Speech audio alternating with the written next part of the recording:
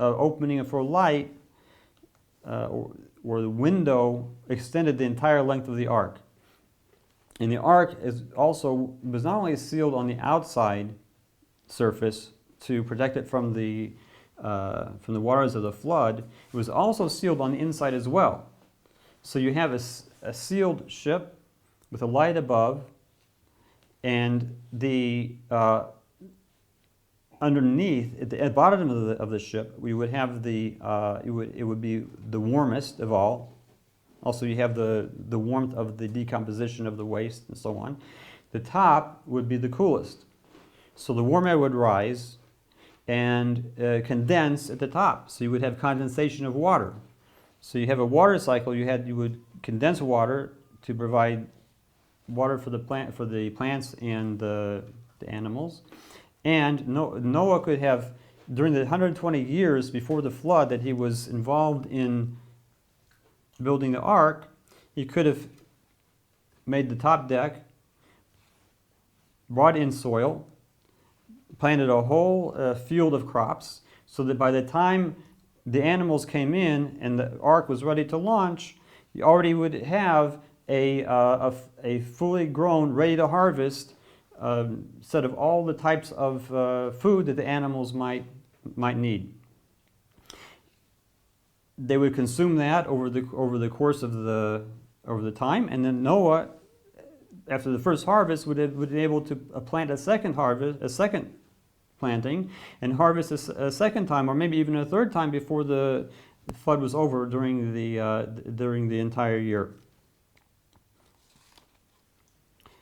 So this tells you the great wisdom of the ecosystem that God set up to sustain everything that was in the ark.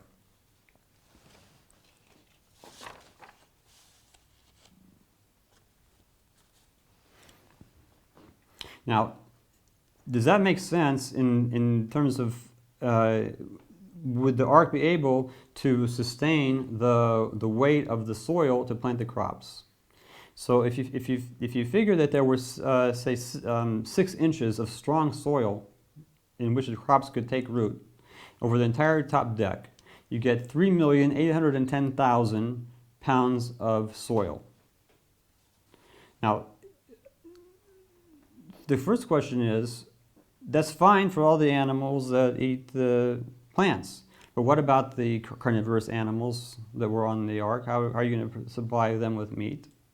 Well, the answer is that during the time of the ark, that the environment in the ark was actually a reflective of the Messianic era that we read about in the prophecy of Isaiah in chapter 65, verse 24, that in the time of the Messiah, the wolf will dwell at peace with the lamb, and the lion will eat hay like the ox.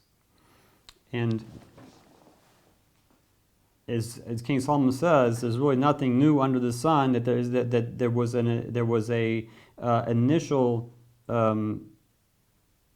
expression of this condition that happened during the time of Noah. In the volume of the ark. So could there be enough crops produced to feed that many animals? So if you take, say, perhaps as an average of 1,000 pounds per animal, some larger, some smaller, and an animal will eat about 5% of its weight per day.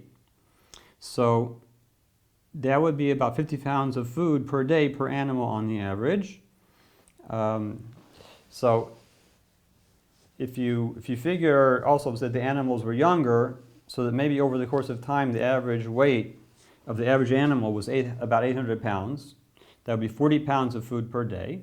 And if you assume that there were 18,000 animals, which is about the comfortable size that you could make enclosures on that middle deck, so you come up with 720,000 pounds of food per day. And if about 10% of that food is converted to waste, that comes up to 72,000 pounds of waste per day. It's quite a amazing volume to deal with, but very easily there could have been hatches or holes in the decks, in the first deck, to shovel the food from the where the crops are growing down, just let it fall down into the stalls of the animals. And likewise, the stalls of the animals could have been perforated so that the waste would fall down.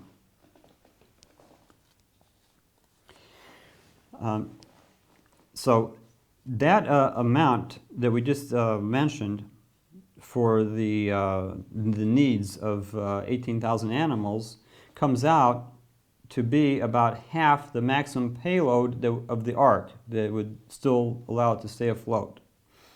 So if you double that to the full potential of the ark, let's say about 36,000 animals, so then the total amount of waste that would be generated in the ark is about 29,808,000 pounds, corresponding to 234,708 cubic feet of waste accumulating over the course of the trip in the bottom of the ark.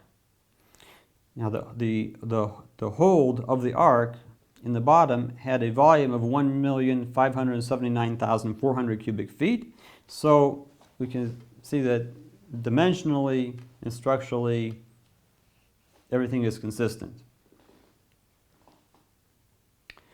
Now,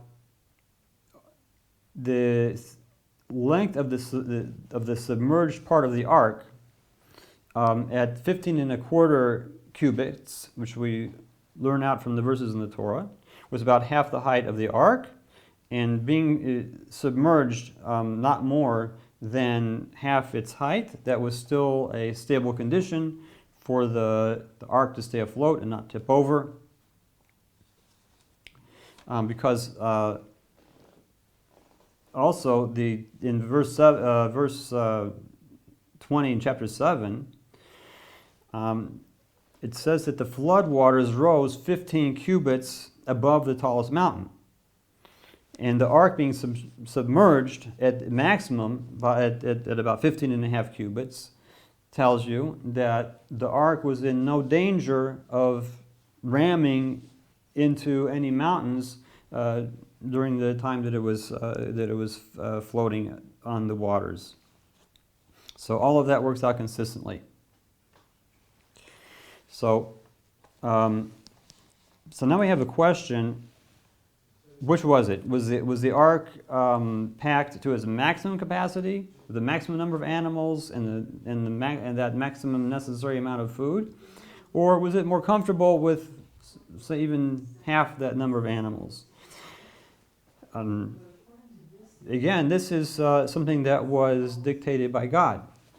So which would God choose?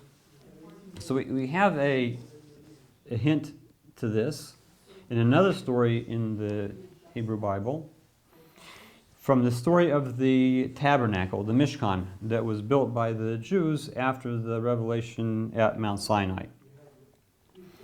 As you'll see there, the tabernacle was structurally built as walls surrounding a inner structure with a tent over it, and the walls were wooden beams. And this was constructed such that it could be taken apart and put back together according to the instructions of God, that the Jews should move from place to place in the wilderness for 40 years. So it describes in the dedication of the tabernacle that the 12 princes, the leaders of each of the 12 Jewish tribes, brought a gift for the tabernacle at the time it was dedicated.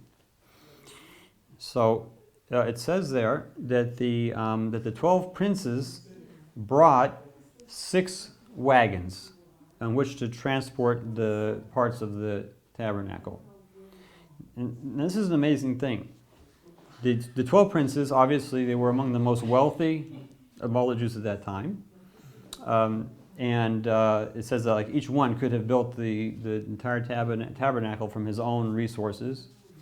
So what was the purpose of bringing a gift of a couple of wagons? There must be some special message they were trying to teach, because otherwise it doesn't make sense. So of these wagons, there were some wagons which were made for transporting the curtains of the tabernacle, and some that were made for transporting the planks of the tabernacle. So the wagons that were assigned to transporting the planks of the walls, those two wagons. So the sages calculated, based on the size of the beams, that those wagons that were drawn by a couple of oxen were weighed down to their maximum possible weight and maximum possible capacity of size that they could transport. So much so that it was actually a danger that if the wagon would hit some type of a bump, that the top boards, which were very, very heavy, might fall down and injure someone. So they had to have a whole contingent of Levites to walk beside the wagons, that it should not tip. And why not provide 3 or 4 wagons and make it much easier? So the lesson is that if it was a capacity to carry that much weight and size, that it should be used to its full capacity with not anything wasted. So this tells us what God expects from us.